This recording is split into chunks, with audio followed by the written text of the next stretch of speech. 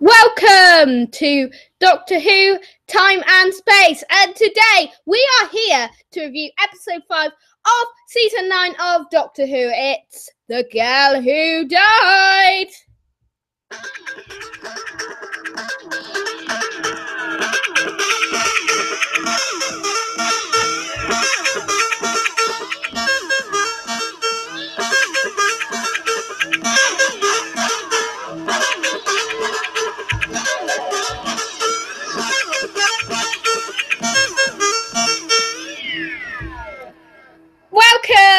Welcome to Doctor Who, Time and Space, episode 130.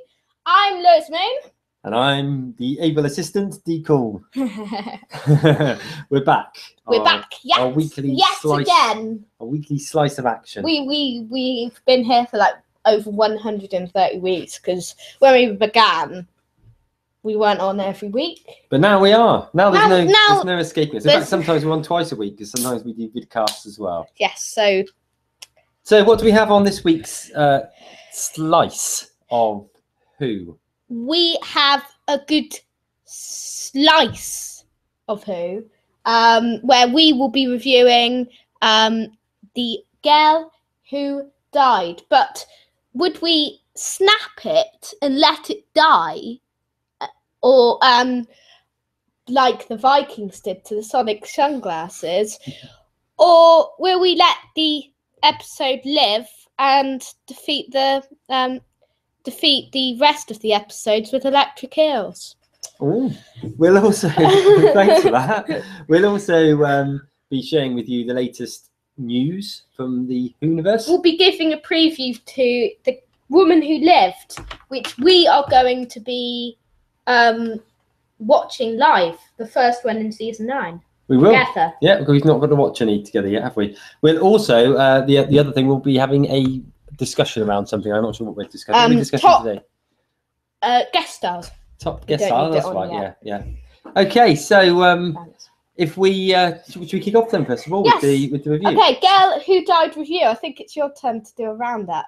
Oh, is it? Oh, cool. Yes, because I did it last week. Oh, you did, didn't you? Because I couldn't remember what actually happened. Okay, so it starts off with Clara hanging about in space. Yeah. And we don't really know exactly what adventure they've had. We'd seen a clip of this just before it was on. But basically, she's hanging out in space. She's got some sort of weird spidery thing inside her spacesuit. Yeah. I was thinking first of all it was going to be something from Kill the Moon, but yeah. But it's we don't really find out fully what it is, do we? But basically, the Doctor is in the TARDIS trying to locate her. She gives some directions. The TARDIS appears around her, and he whips off her helmet and squashes whatever the horrible creature was. Yeah. But I mean, basically, entertaining opening to the episode, which wasn't anything to do with the episode. Not really, no. But it did make you wonder a little bit about what adventure they'd had. Yeah, it was quite intriguing as an opening scene, but it would have been more intriguing if we hadn't seen it before. But I like that. But anyway, anyway, then they arrive on Earth, and no sooner do they get there when they get captured by Vikings. Yep. They're taken back to the Viking village, and amongst a number of sort of Viking warriors, there's a young girl called Ashildare, who's played by Maisie Williams. Ashildare, I can't say it without an E. Yeah, she doesn't have an E. It's like an individual letter. It's a invisible letter. Yeah, Ashildare. But she's a young Viking girl, isn't she? And the Doctor tries to impress them all with numerous tactics to prove that he's actually Odin, the god, the Viking god. And he basically, but he uses the Tom Baker. I've got what they call them. Yo-yos. That's it. Thing on string. That's one of your favourite scenes. Yeah, no, I really love that bit. Some people would know about that, but it's sort of a reference to Tom Baker's. Yeah. No, I love that when they reference things. Like the reverse of polarity, the neutron flow that we have later on in the episode. They don't, the Vikings don't really fall for it though, do they? No. And all of a sudden, what they do fall for is this big face that appears in the sky that says that it is actually Odin. Transports a lot of their best warriors up into the sky, and we meet for the first time what they call the Myra. The Myra. The Myra. Now, Do you think we'll see them again? I'm not sure. We'll come on to that in a minute. Yeah, we'll come on to that. Yeah. I'll finish doing a quick roundup. Okay. I've nearly finished the roundup Okay. anyway. But the Myra are effectively Myra. Sorry, what's the Myra? Isn't that a snake? The Mara. That's what I'm getting mad with that. The effectively they're like sort of this big, very dangerous mercenary race that sort of suck the energy out of the best soldiers to enhance their own strength and everything. And they do that, sort of destroy a lot of the Vikings. And Macy's character, whose name I've forgotten again. It took me ages to get Ashildare! It's like Colony South a couple of weeks ago. You completely forgot I'm not very good with my memory. Well, we should actually have a little book of cards. Yeah, Colony South. Yeah, we've got name tags. Ashildare. So Ashildare. What other things? Prentice. Everything really. Ashildare then sort of challenges the Maya to war, and it all kicks off. Yeah.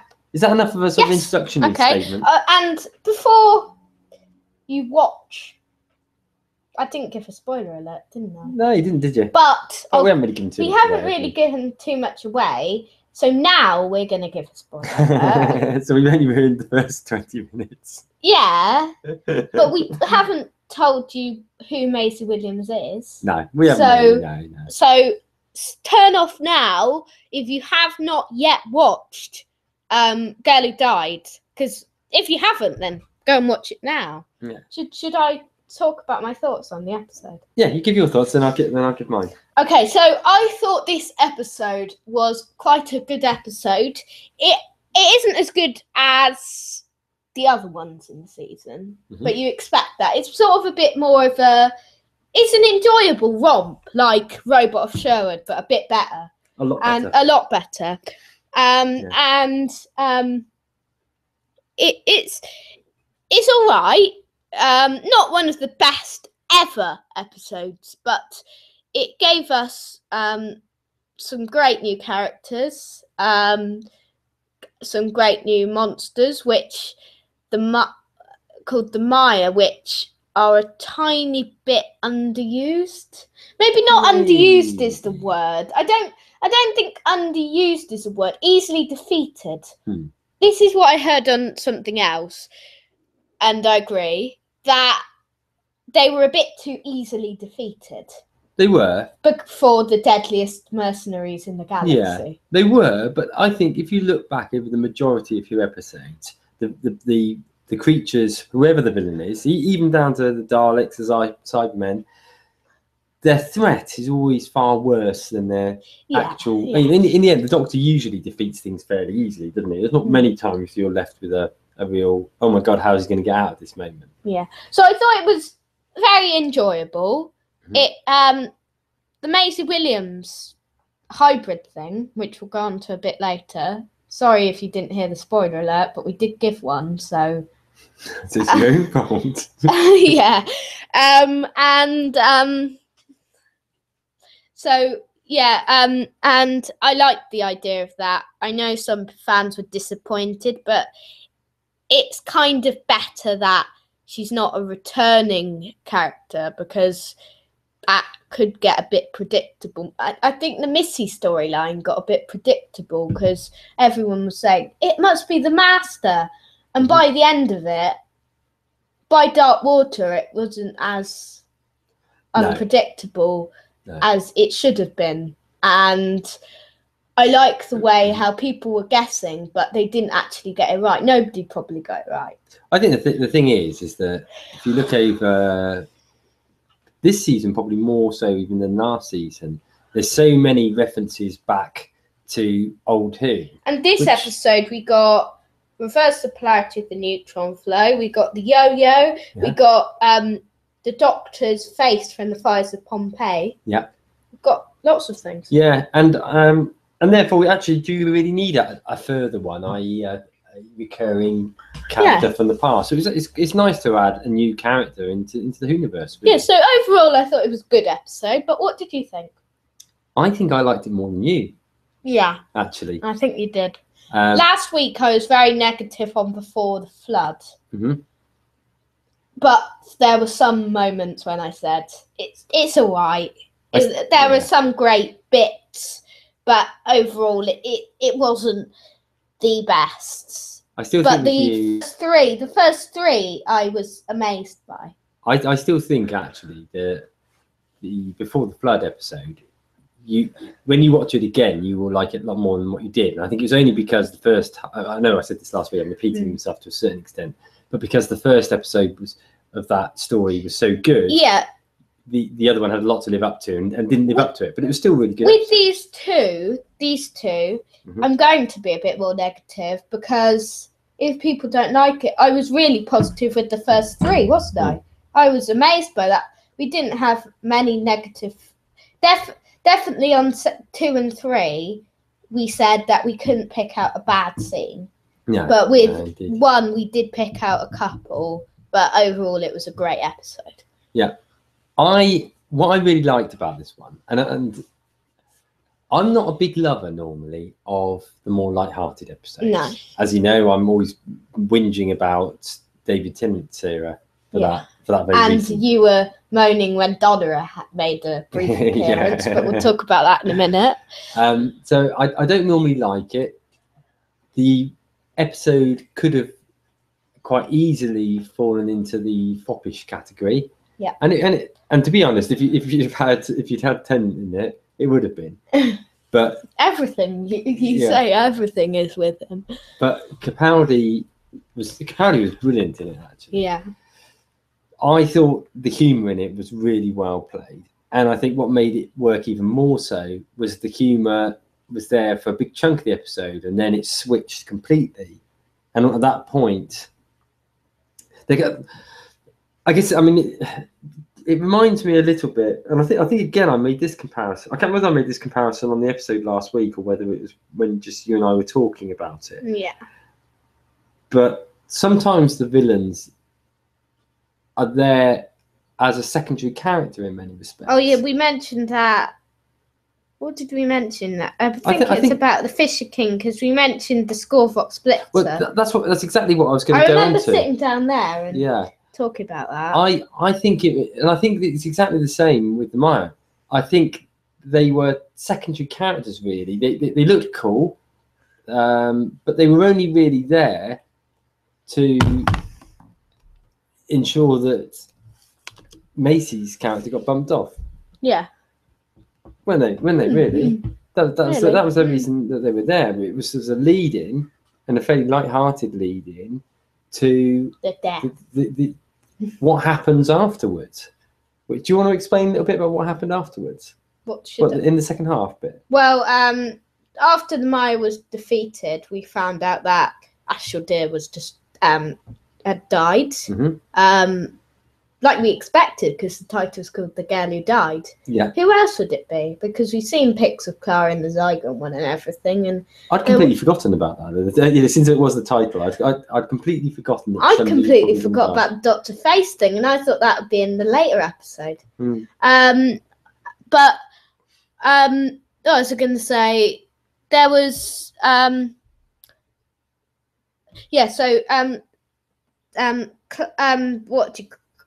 the doctor gave Ashildr a immortality patch, I think chip.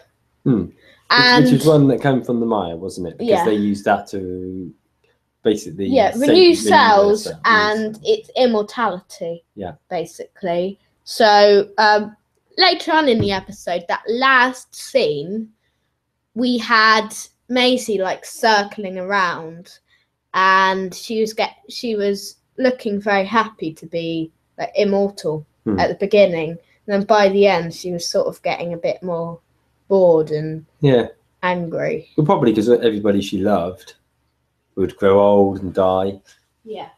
I saw a bit of an aside, but there's a vampire film from the 80s, I think. late 70s. I think it's probably 80s. Called The Hunger. And that's what a lot of that is around. It's around the fact that vampires are immortal, and they're looking for companions, and their companions eventually grow old and die. And it's a bit of a sad idea, really, isn't it?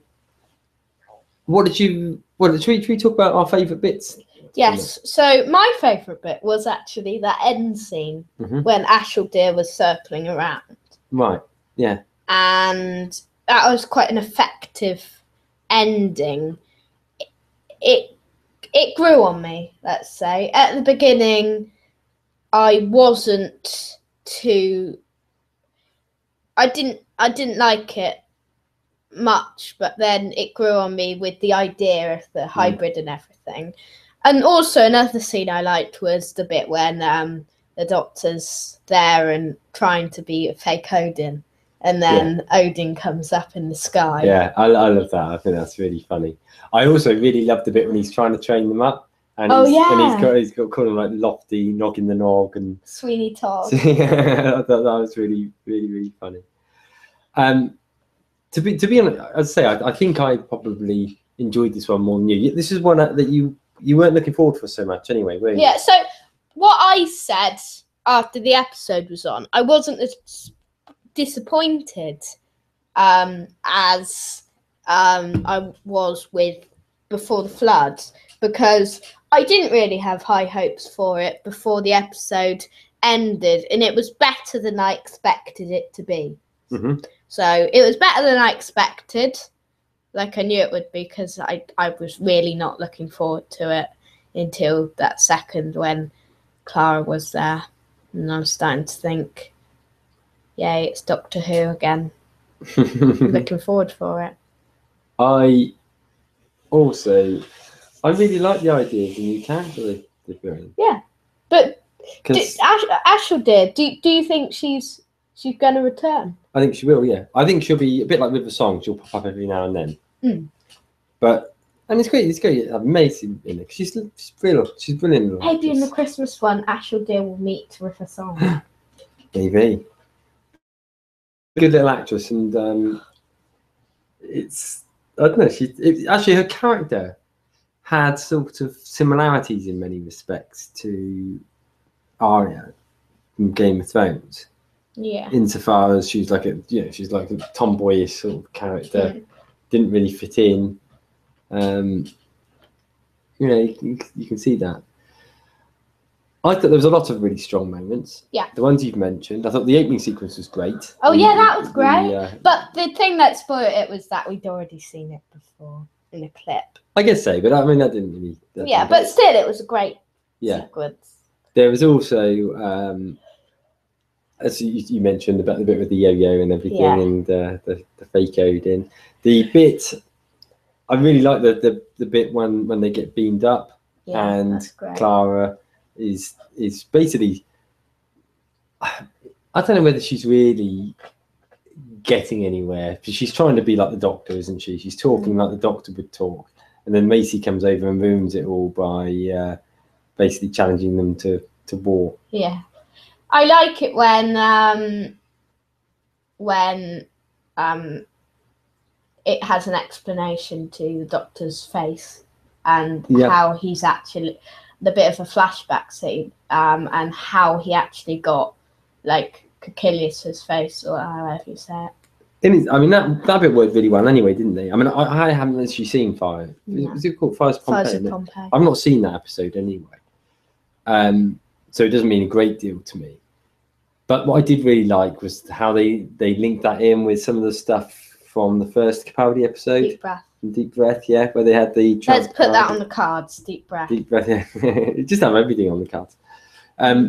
Where they were... He was talking to the tramp guy, and the tramp guy was saying, "Why did you choose that face?" sort of thing. Yeah. And that was good. Who found me this face? Yeah.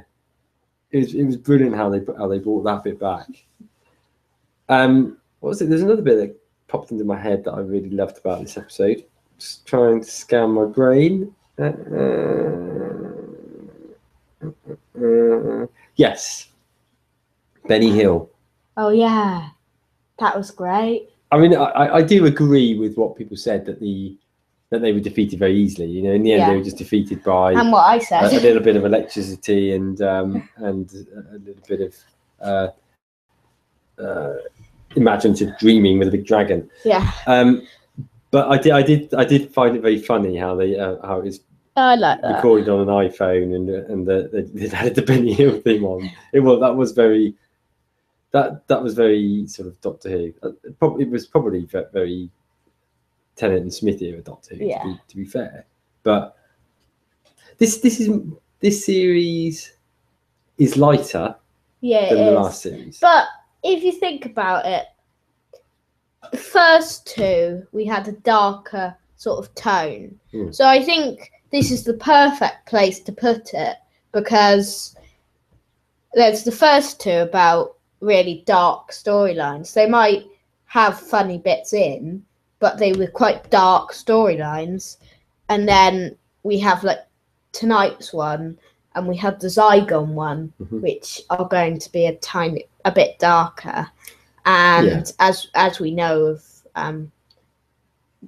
that, and so I think this is the perfect place to put the episode. I think anyway. I mean, if you look at it back into Series 8, it was similar, wasn't it? I know we didn't have two-parters, but you had two harder-edged stories.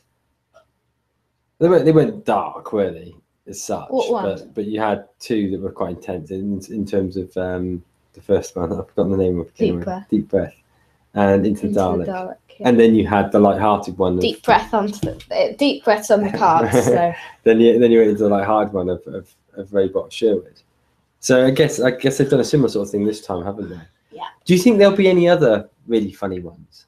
Because last series, after Listen, correct me if I've got my order wrong, but after Listen, they then went to Heist. Oh, it's Time. I did get it wrong. I was thinking it was Caretaker. Oh no, that's after Time Heist. Right. So again, they periodically through the series, you've had these slightly more light-hearted ones, didn't you? A bit more light-hearted. Yeah. So, and that's one to me. That's one of the things that makes Doctor Who such a strong series, is that they go through all sorts of stuff. Some of it's dark, some of it's scary, some of it's thrilling, some of it's funny, and it's probably the only series where you can mess about with the tone of individual episodes to that extent. So moving on, we got Maisie Williams' first episode. What did you think of her in Doctor Who and in action, in something new? I thought she was brilliant. Yep. But I think, I mean, a few people, some of the things we were watching earlier on, wasn't it, where they were sort of saying, was she a little bit disappointed? Was it a bit of an anticlimax? Yeah, that's what I was thinking, because she wasn't in Girl Who Died too much. No. But that doesn't mean that she won't be in the next one, because I think she's going to be really major in Woman Who Lived tonight. Yeah, no, I think you're right. I don't think she was in any way disappointing. I mean, she was really. She wasn't disappointing. She may be just in the first bit. She was a bit underused, but there are reasons. Yeah, and I think that was fair enough, because it was just trying to build her, wasn't it? I think the great thing is, I mean, she could be a character that's very important for the future of Who, and we see more of at various different times. Yes, and maybe the Doctor's actually met her before because of the look he gave her when at the beginning. Yeah. So, a sort of a coming on from that, we had the speech in The Witch is Familiar, where Davros was referring to the hybrid. We know that Maisie is now effectively a human stroke Maya hybrid. Do you think that was the crime that Davros was referencing? I do think it does have something to do with that prophecy that Davros was talking about. I mean, he was talking about it could be to do with the Daleks, but I don't think anyone really knew at that point what that prophecy was going to be about, not even Davros. So I don't think he knew necessarily that what that hybrid would be, that actual deer would be the hybrid, but he just guessed that it would be the Daleks because they're the highest race in the Time Lord hybrid. But no, I think it's a bit of both with the Dalek hybrid, Time Lord / Time Lord, and the actual deer, human Maya thing. Yeah. What do you think we'll see the Maya again? Or do you think they're one-off? I think they're more one-off villains. You can see them again in the Doctor Who Game Maker because they've been added onto it. But no, okay. I don't think I want them back. Which would you rather see return in another episode? The Maya or the Fisher King? Well, the Fisher King died, didn't he? So yeah, but you might see him from the past. But did he die? We don't know for a fact that he died, do we? Yeah, but we think he died. Yeah. Just assume that he's dead. Yeah, but we thought Omega had died. We thought. Oh yeah, then he comes back in a K9 adventure. More of that later, folks. Yeah. No, but you know, I think you could quite easily see him come back and do another game. I don't think. I think probably both of them are one-off. It does seem a bit of a shame that both those villains, 2 stories running, have been built up as being these really cool villains that get defeated that easily. But as I say, that's sort of part of the course, really. Yeah, but I mean, we've got 2 in a row. Why can't you just have a powerful one for once? Well, we'll get the Zygons soon. So maybe that's get next time for it tonight. No. That's the one you're looking for the most, isn't it? Probably. So overall feeling then. So if you were looking at the five. Was that 5? What's tonight? We're halfway through. Crumbs. So the 5 that have been on so far. That was your least favourite of the 5, was it? Yeah, it goes in transmission order so far. Magician's Apprentice, Top Girl Who Died bottom, but it may change tonight with Woman Who. I hope it changes tonight with Woman Who Lived, because if it keeps going like this, if it keeps going down every episode, then what will the final be like? Yeah, the reason it's called Hell Bent is because it is Hell Bent. I mean, my order is slightly different than yours. Yeah, I think my favourite one so far has been The Witch's Familiar. Yeah. I think then probably the first and the next one is Under the Lake. Yeah. Then probably this one. Above Magician's Apprentice? I think so, yeah. How can you put this above Magician's Apprentice? Yes. Because there was that big chunk. The best episode in the season. Because to me, there was that big chunk in the middle of Magician's Apprentice. Where he was playing the guitar. I like him playing the guitar, but I prefer it when... I don't know, I didn't like that big OTT bit in the middle of Magician's Apprentice. I don't know, maybe if I watch them again, it would differ.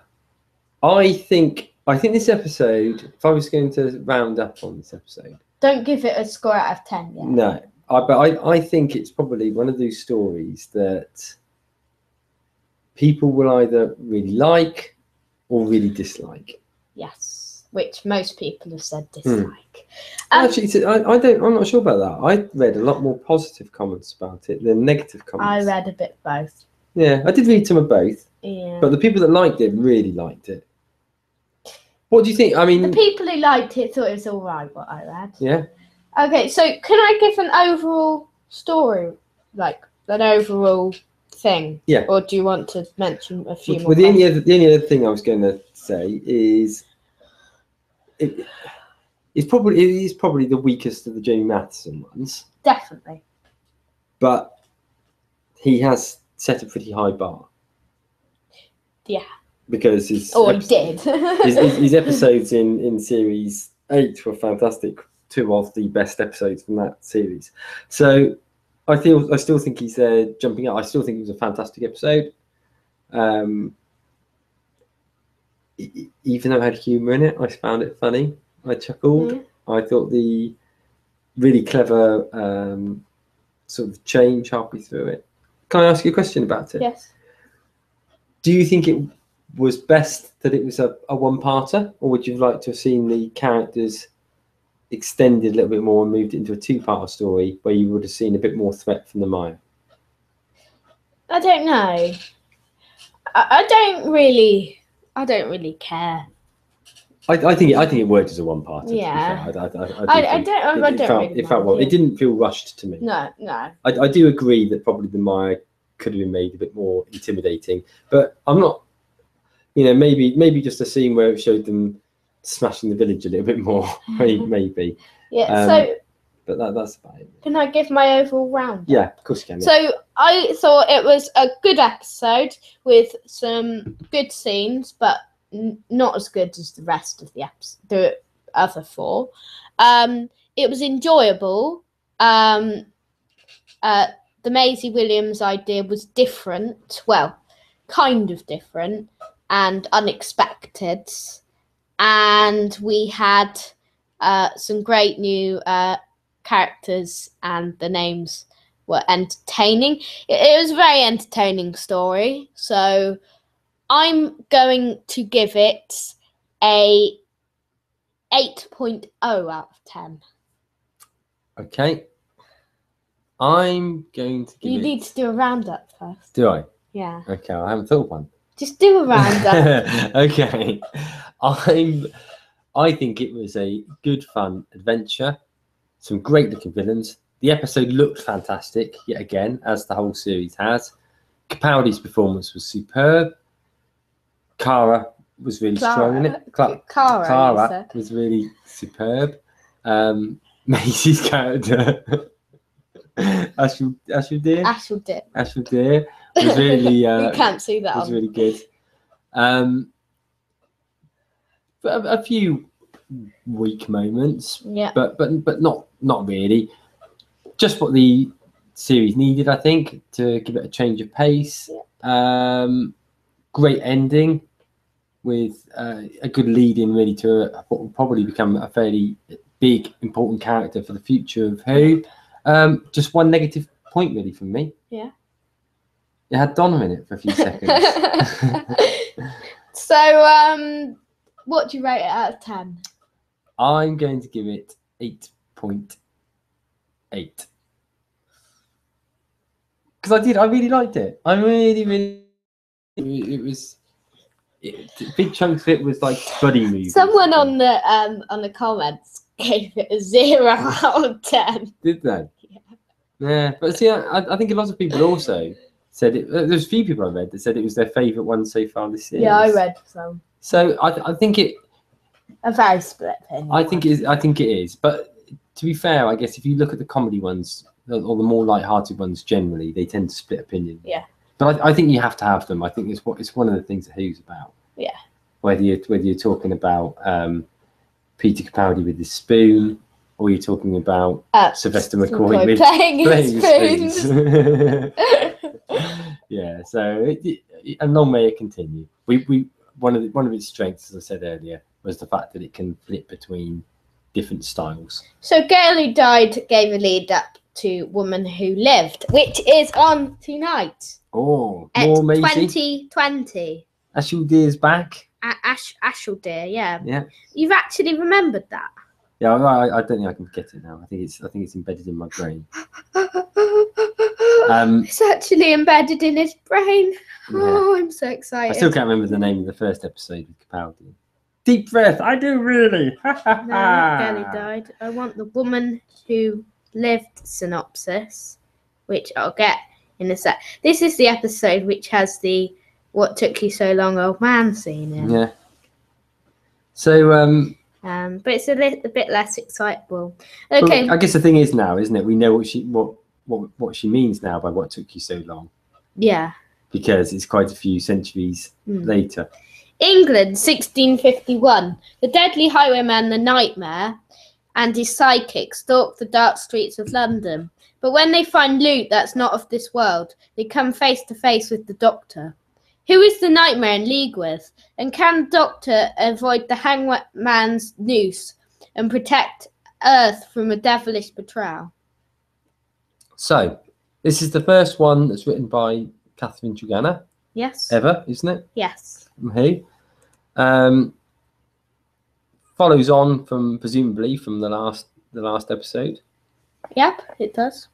Presumably. What do we think about it? It's actually, I think it's going to be better than the last two we've had. You think Gary so? died and Before the Flood. I think it will be a bit darker, but it'll be a good episode with Maisie. I think she's going to be a bit darker in the episode as well. Do you think it will still be quite funny?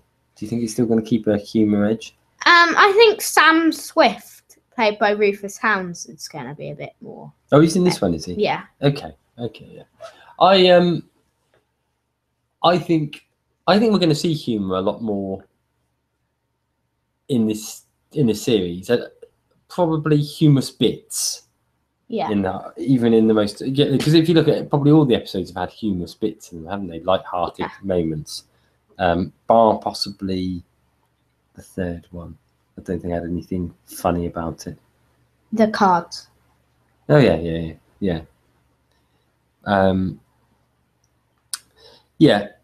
you know what I'm really intrigued by is what that weird cat thing was. It looks like a bit like the cats from Survival, doesn't it? Yeah, it does. I presume it's not one of those. No, cheetah people. Yeah. Okay, do you want to lay down some of the teasers that are Hints and mentioned on teasers. Doctor Who TV site? So, opening line is stand and deliver. Yes, they're back and now they can light candles. Never have this trouble with Clara. Robot of Sherwood is referenced twice. Oh no. What do you reckon? What do you reckon we're going to see from there? Spoons, maybe. He has mentioned the spoon, didn't he? He mentioned what story was it? He mentioned the spoons. Don't know. Was that actually? I think that might have been last week. And he said, "Don't make me get my spoon out."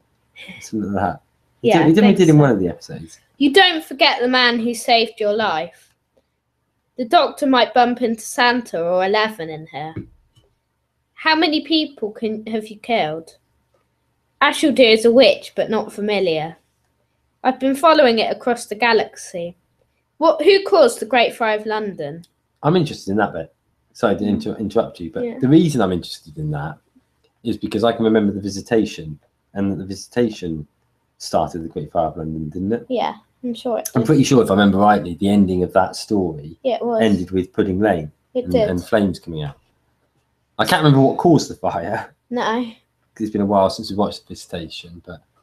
So, what happened to the second immortality chip? I think Osgood. Oh, yeah. And actually, we forgot to mention that, didn't we? Oh, no, we did mention the chip, didn't we? Yeah. Yeah, we did. And he has no idea what we intend to do with it. I never mentioned my theory of Osgood, did I, then? No. But I think Osgood will have the second immortality chip. And that's going to be like the end of the episode. It's going to go to Osgood.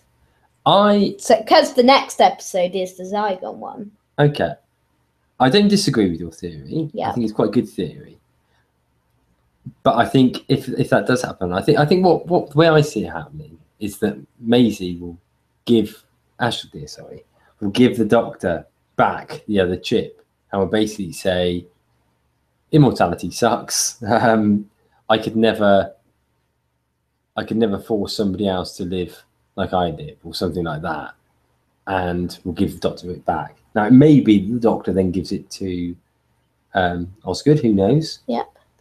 I don't know. What is quite intriguing, though, is that he didn't give it to Clara. Yeah. And I'm not sure why that would be, because he loves Clara to such an extent that wouldn't he always want her with him?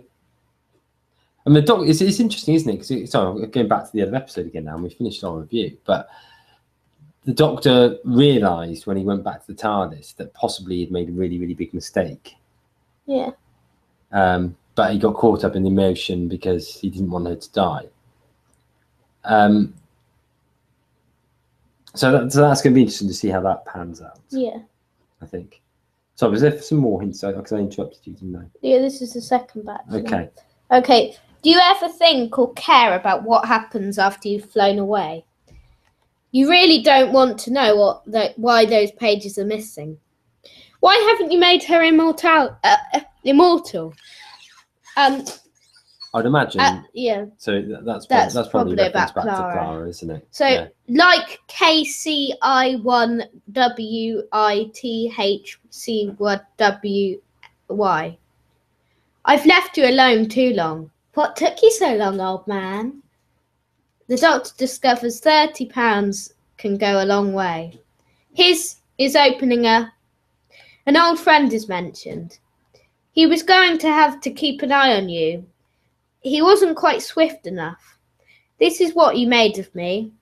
And smile, but then when you highlight it, it says look closer. Yeah, what do you reckon that's all about? I don't know. Could be something to do with, because people sort of say smile when they take a photograph. Yeah. So it could be something linked with that. Yeah. Don't know. Interesting. Interesting. Interesting. Yeah. I'm not really sure where we're going with it, but No. time will tell. Time will tell. I think it would be a semi-fun episode, but with a lot going on. I think it was. I don't necessarily think it's a two-parter, is it? Really, it's not necessarily. It's so different than the first one, albeit it's a two-parter from Ashley Dean's perspective. But I well, not a two-parter; it's an 800-year parter. Wow, yeah, that is true. Looking forward to it, though, and I'm looking forward because, as you mentioned earlier, we're going to sit down and watch it together. And it's the first time we've got to do that since Death in Heaven. Yeah. Yeah. So, anything else to mention about? Don't think so. It? Well, should we move on? Because we've been moving on. We're quite a long way through the program already, and we haven't even done the news yet, have we? So, let's start with ratings. Okay. Luckily, we haven't got too much news this week. Yeah. Okay, so the updated ratings. So, Girl Who Died got the best overnight so far this season with 4.85 million. Which is probably more than anything because of the fact that the rugby wasn't competing with it. And also Maisie Williams, isn't it? It might be, but I've heard 2 reasons. People have said that. I don't think that's quite the draw that people suggest. Because they've had big name actors and actresses all the time in Doctor Who. Yeah, but Kylie Minogue got it like 13 million viewers. Yeah. That's just because people wanted to see Kylie's bottom. So the Owl was the lowest so far with 82. Yeah.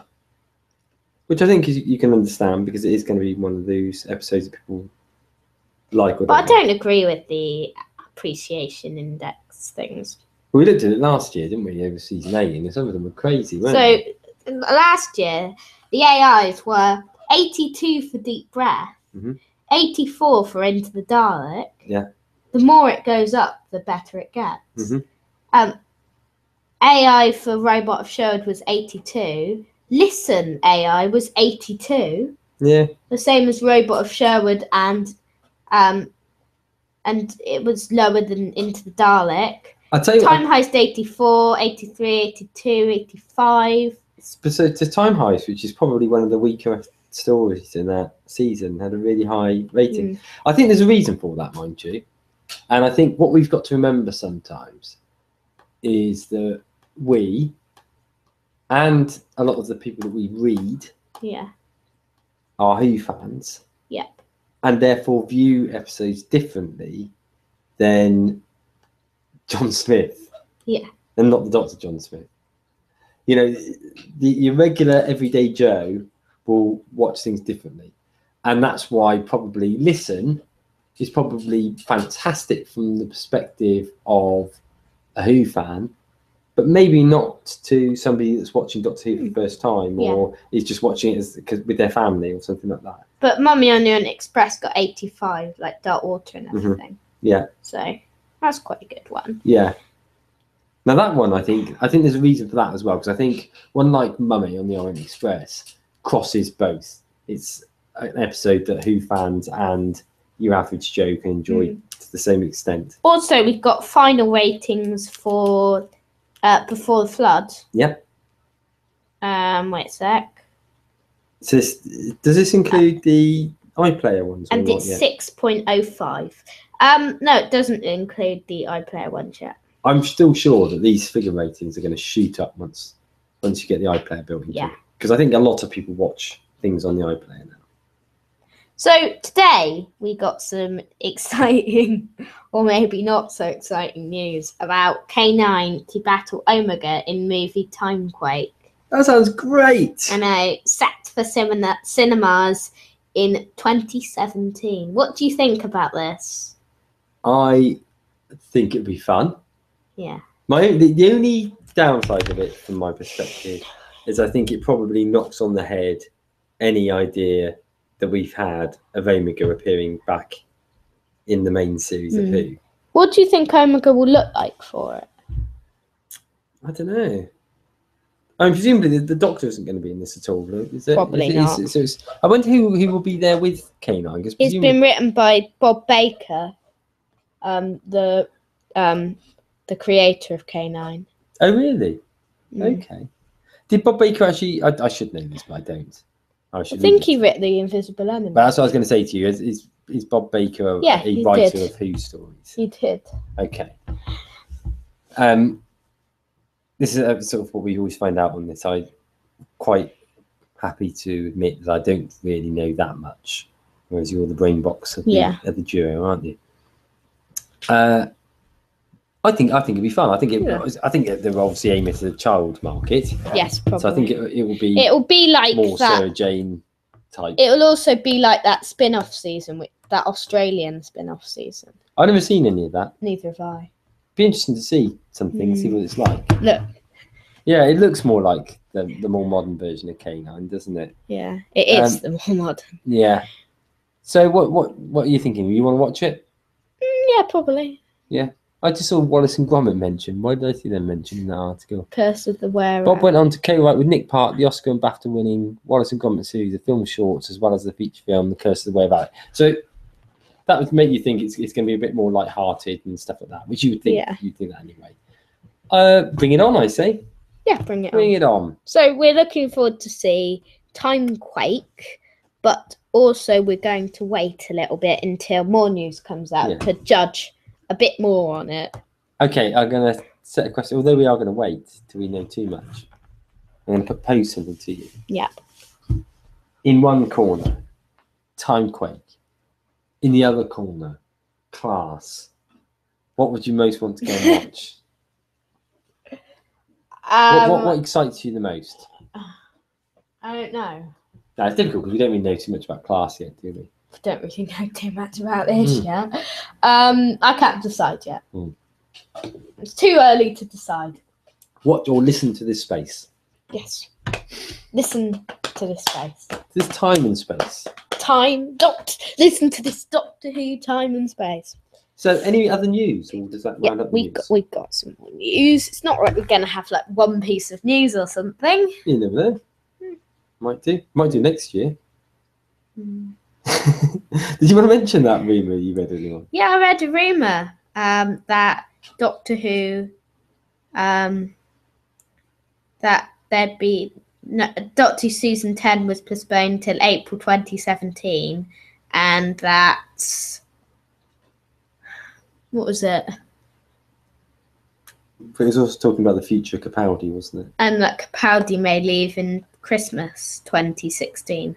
Which would only effectively give one more episode, presumably, after the end of this series. Yeah. i.e. Christmas one. I hope that's not the case. Yeah. Because I would love to see Peter in the role for a while longer. I can understand. I think it's obvious that he's probably finding it quite difficult in terms of the time commitment of it. Yeah. But I'd like to see him there. He's such a good Doctor. I'd like to see him there for a long time. I think it wouldn't surprise me though that if on one hand you've got, I'm sort of waffling here. I think someone like Peter Capaldi as the Doctor is, from a Who fan perspective, fantastic. And I think even those people that don't like the direction the show's been going in still generally like Peter Capaldi as the Doctor. I think most people that are Who fans love him as the Doctor. Yes, but some people who aren't Who fans think tiny bit. Yeah, I'm not sure whether he will appeal to the everyday Joe in the same way that Tennant did. Yeah, and the same way that Listen didn't. Yeah, no, indeed, and I think that's the battle that this show's always got, is that it's trying to appeal to two things, and all big, things like Star Wars and Star Trek and are exactly the same. They've all got this real core audience of people that have grown up loving this cult series or film or whatever. But at the same point, you've also got all the new viewers that are coming in and the more casual viewers. And it's, what do you do to try and please both? And it's really, really difficult. Where did this discussion begin? Because we were talking about possibly Capaldi leaving. What I would like to see, if we do get a break next year, what I would like to see is a feature length mid-year single episode. I'd be happy about that. Yeah. I obviously would rather have a whole series. Yes. But what we don't want to get to the end of this series on 5th December, have the Christmas one on 25th December, and then have to wait a whole 12 months to anything, do we? No. And we'll still be bringing you, don't worry folks, we'll still be bringing you the show because we've got the randomizer. And we can always talk about historic Who. But some people will not carry on. Some other podcasters might finish, or YouTubers, and that'd be disastrous. So Doctor Who, #save Doctor Who. Right, so there's a Zygon inversion synopsis. Okay, far away. Shape-shifting Zygons are everywhere in the UK, and there's no way of knowing who to trust. With unit neutralised, only the Doctor stands in their way. But how do you stop a war? And what can the Doctor do to save his friends? So that sounds interesting. Yep. We love the Zygons, don't we? We do. We've talked about that on many occasions. Looking forward to seeing them. Do you think the Zygon invasion / inversion is going to be dark or it's not? on Halloween, so I think it's going to be dark. It will be, won't it? Probably, yeah, of course it is Halloween. Halloween next week. Wowza. We should wear Zygon costumes.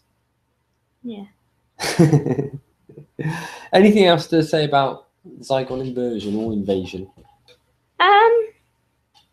Don't know. If not, should we move on to our next item of news?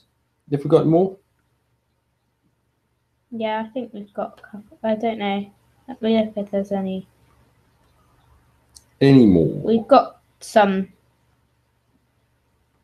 We've got Maisie Williams' future and next companion rumours.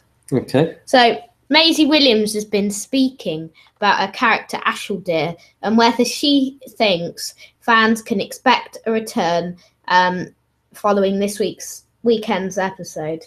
I hope that she comes back, Williams said in the BBC interview. Everyone's been saying, does she come back? The crew only know how much is in the filming block. I hope so, but I have no idea.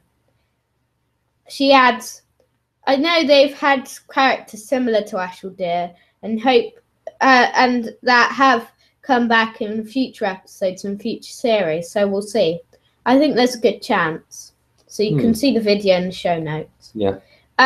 Meanwhile, more rumours have been circulating in the press about the next companion, and reports claim Faye Marcy is now the latest favourite. Marcy, of course, played Shauna. No.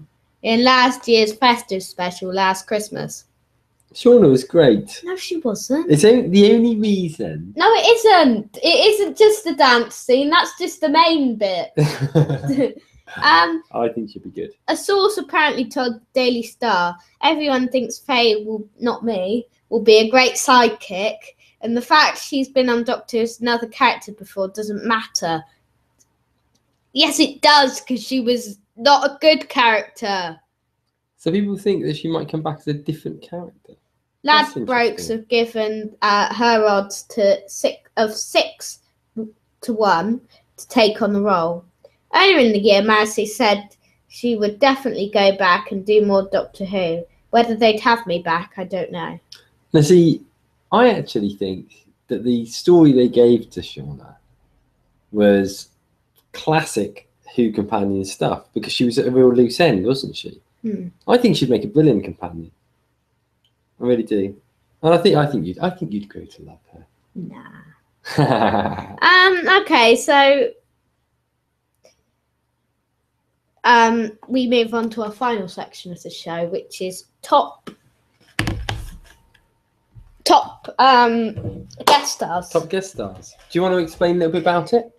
So, top guest stars, we are going to look at some of the best guest stars in Doctor Who. I think before we've done like best season openers, we've done. What was our second week? Best Dalek episodes. Yeah, best Dalek episodes, best scary episode, best settings, and best historicals. Okay. So now we're on to best guest stars. Now that's because of Maisie Williams and Rufus Hound. Mhm. I'm assuming it'll be quite a strong week for guest stars this week. So what do let's roll off some of our favourite guest stars. It's quite interesting, isn't it? I mean, comedians have played quite a key role. James Corden. James Corden. He played the main character. To be fair, I'm not a big Corden fan really, but he's really, really good in certainly the first one.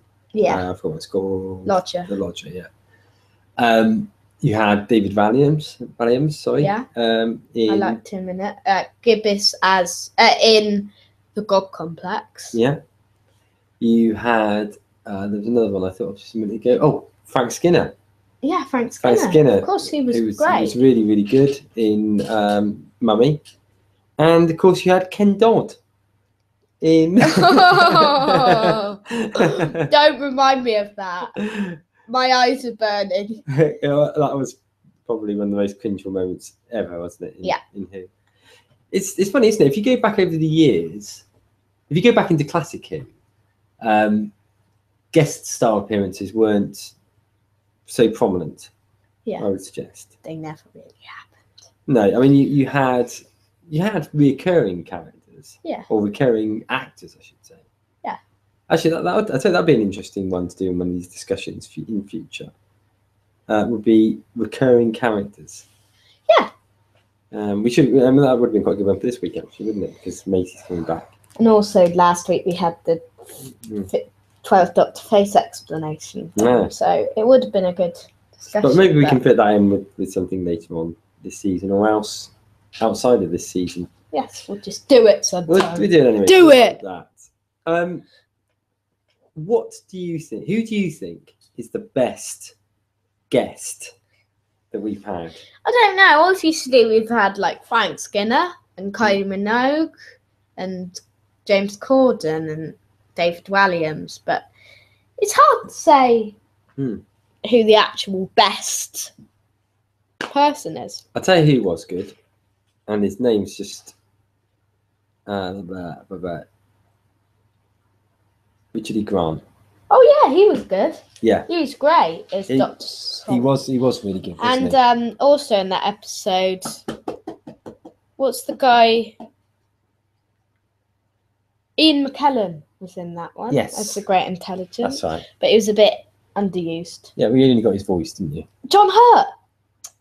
Oh, do you know you've got the winner there? You have got the winner there. The best. Yeah. Yeah. I know he was playing the Doctor, but because it was a one-off, I think it sits with this. Yes. The discussion ends. The discussion ends. John Hurt walks away. John Hurt is the best guest star ever. Yeah. To Doctor Who. I think so. Who do you think's actually? I mean, John Hurt's obviously a really big name. Kylie Minogue was a really big name. I think probably they're the two biggest names I can think of. And of course Queen Elizabeth I. Oh yeah, we had her. Played by whatever her name was. I forgot her name. Yeah. What's her name? Oh, wasn't it the real Queen Elizabeth? What? I thought that was the real Queen Elizabeth I When? in Dare the Doctor. Oh. I thought that was a documentary. Could have been. Could have got confused. Yeah. I don't know. I mean, there's always, you get a lot of guest stars in it, don't you? But usually it tends to be smaller name people. I think you're getting more and more big names now because you've got a mixture. People think it's cool to be on there because there's so much kudos that comes with being on Doctor Who. Yep. And also there's the older generation, I think, remember it from when they were growing up and want to be in it because they remember it from when they were growing up. Like Pete Capaldi. Yeah, Capaldi's a good example of it, isn't he? Frank Skinner was a great one. Of all the guest stars that we've seen, who would you most like to see return? John Hurt. John Hurt, yeah. Well, he's returning in audios, isn't he? He is returning in audios. But Doctor Who, he actually needs to return. Aside from John Hurt, because he was the Doctor. I'd quite like to see Perkins return. I could see him coming back at some point, actually. Yeah. I think probably right. He's probably the most likely. Other than National Day. I think we will see again. Yeah.